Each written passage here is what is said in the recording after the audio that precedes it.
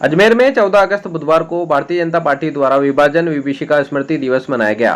कार्यक्रम में भारतीय जनता पार्टी की दक्षिण विधायक पूर्व मंत्री अनीता बघेल, जिला प्रभारी बीरमदेव सिंह, पूर्व mayor Dharmendra Gehlot, deputy mayor Neeraj Jain, Bharatiya Janata party शहर अध्यक्ष रमेश सोनी और अन्य कार्यकर्ता मौजूद रहे। कार्यक्रम में आजादी के दौरान हुए विभाजन को एक विभीषिका के रूप में याद किया और अमर शहीदों के बलिदान को याद किया। लेकिन वो देश अवस्था में याद है, हम जहाँ तक बच्चे हुए जो हमारे बुजुर्ग बताते हैदराबाद से चले गए और यहाँ पर सीधे अजमेर आए, लेकिन जो जिस डब्बे में हम थे उस डब्बे की जो हालत रास्ते में हुई वो वास्तव में बयान करने के लायक नहीं है। हम कैसे बचे ये मालिक को पता है। मेरी आयु बहुत छोटी थी तो मेरे को तो सीट के नीचे छुपा दिया था मेरी माँ और पिताजी ने। वही जो हमारे बाबूजी ने कहा, वास्तव में वो दिन दोबारा नहीं आते। अभी हमारे दो बुजुर्गों ने आंखों देखा हाल बताया, परंतु हमने किताबों में भी काफी लोगों ने उसको पढ़ा और मैं कहता हूं इसमें पूरा प्रकाश आदरणीय अनीता जी डालेगी, पर मोटा मोटी ये जो विभीषिका हुई इसके पीछे जो किसी का हाथ था, बुरा मानने और गलत करने की कोई उसको गलत मानने की आवश्यकता नहीं है, परंतु गांधी जी और नेहरू जी इन दोनों की नीतियों के कारण ये नरसंहार हुआ। पूरा देश विभाजन की विभीषिका को जाने, इस नाते से हमारे देश के प्रधानमंत्री माननीय नरेंद्र मोदी जी ने 2021 से विभाजन की विभीषिका स्मृति दिवस मनाना शुरू किया। 2021 से ही ये मनाना शुरू किए हैं। विभाजन 14 अगस्त 1947 को हुआ था, तो 47 से लेकर के 21 तक लगभग 72-73 वर्षों तक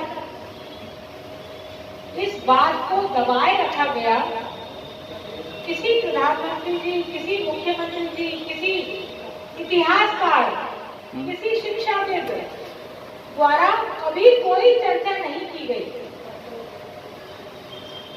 तो चर्चा नहीं की गई, 2 करोड़ लोग प्रभावित हुए।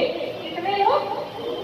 लगभग ये सरकारी आंकड़ा है, और जो सरकारी आंकड़ा नहीं है तो वो तो 8 से 9 करोड़ लोग प्रभावित हुए होंगे, क्योंकि सरकारी आंकड़ा जब 2 करोड़ बता रहा है तो वास्तविक आंकड़ा तो 4 गुना अधिक ही होगा।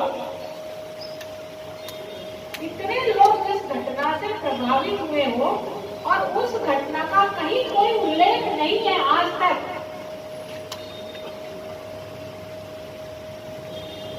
तो हमने इतिहास में क्या पढ़ा? हमने इतिहास से क्या सीखी?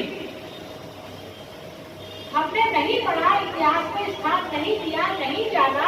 इसलिए कन्हैया कुमार जैसे लोग जेएनयू में भारत के भी टुकड़े हो गए, इंशाअल्लाह कहने की अभी भी हिम्मत दिखा सकता है। इस कांग्रेस के शासन में कन्हैया कुमार टेलर की हत्या हो सकती है, एक कट्टरपंथी व्यक्ति हत्या कर सकता है। तो जो तुलसी जी कह रहे थे ये कैसे हो गया, तो उस कन्या कुमार की हत्या कैसे हो गई और उस हत्यारों को आज तक सजा नहीं मिली? ये उन लोगों की करतूत, उन लोगों की नीतिगत विचार जिनकी नीतियां प्रो मुस्लिम है। भारत की आजादी हुई तो आजादी को तो याद रखा गया, लेकिन भारत के टुकड़े हुए और उन टुकड़ों में कितना विभत्स दृश्य उत्पन्न हुआ उसको याद रखने की कोशिश नहीं हुई।